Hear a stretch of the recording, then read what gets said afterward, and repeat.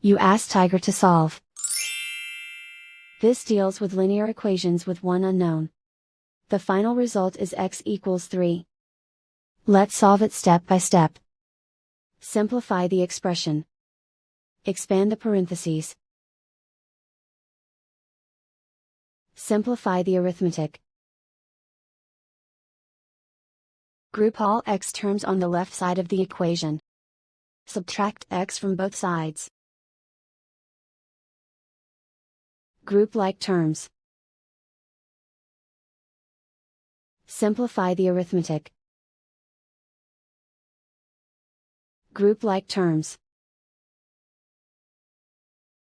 Simplify the arithmetic.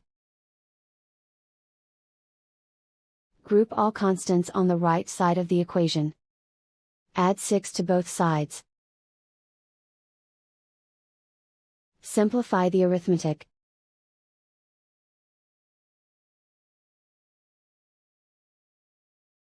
And so the final result is x equals 3.